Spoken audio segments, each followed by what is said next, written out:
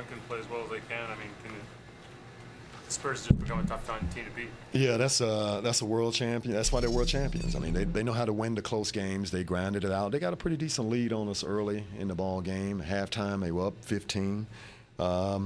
You know, they made the appropriate plays and decisions that enabled them to win the game. But our guys fought back. I mean, we could have laid down and just let the game continue to slip away from us. But you know, they decided to suck it up and get down to playing some defense. And I can't do anything but be proud of the way that we fought back.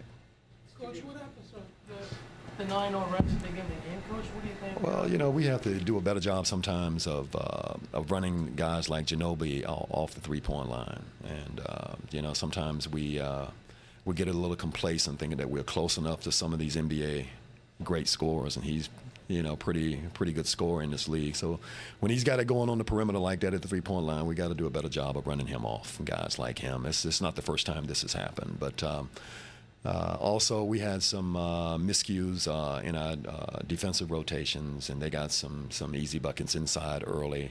And when you get those easy buckets early on, the basket gets a little bigger. And we had to fight back from those mistakes.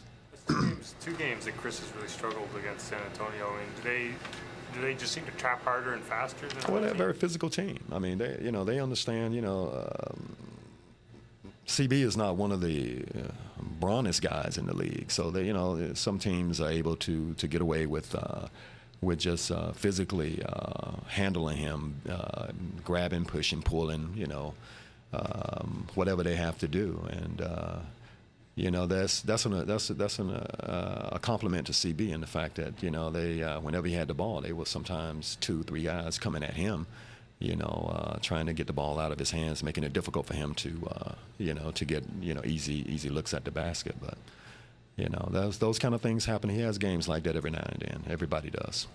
You got the Ginobili miss, and Carlos just tried to leak out for a run out, and didn't. Yeah, you know, and you think about that, and you you know, he played really good in a lot of areas, and that's just, you know, one of those things at the end of the game that you wish you could do over. It's called one of those do-overs, you know, and you change that, and you know, maybe you come up with that rebound, and the game's different. But you know, it didn't happen that way. You know, he ran out, he challenged Ginobili, missed a shot. It took that long bounce right back to Ginobili, and you know, those things happen. Wish they didn't, but. You know, tonight it happened to us. Coach, Jose kept shooting again.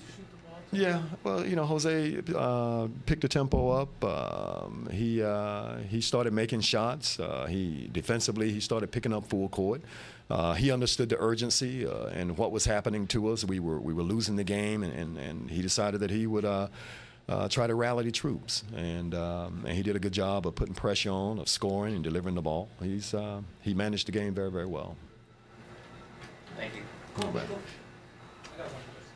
In the fourth, we came within 3 a couple of times, and even though it scored the Spurs by the end, but we weren't able to capitalize on the momentum.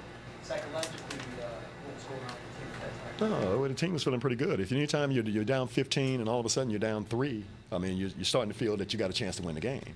So psychologically, we were up.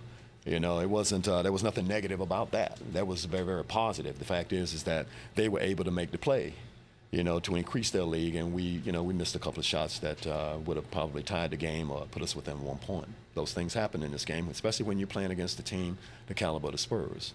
You know, they're a really good team, even without Tony Parker.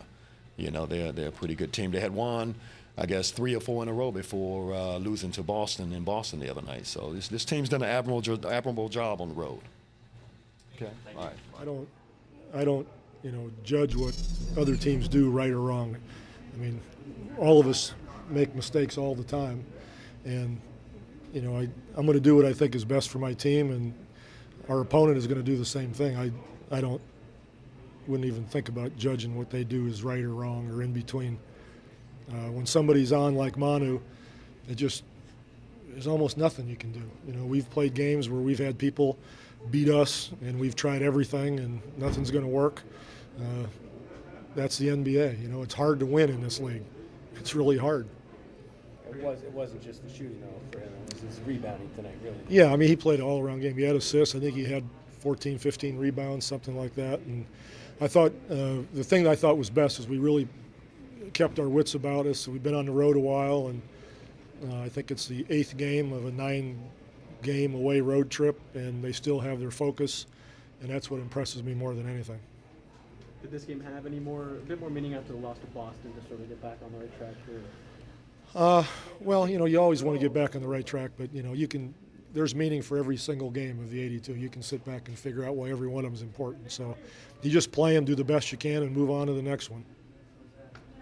Tim just workmanlike night for him again, doing what he does. Yeah, Tim's a guy that we tend to take for granted and ignore the way we used to do it with David. He's got to be a quarterback down there because people come after him. He gets beat up all night.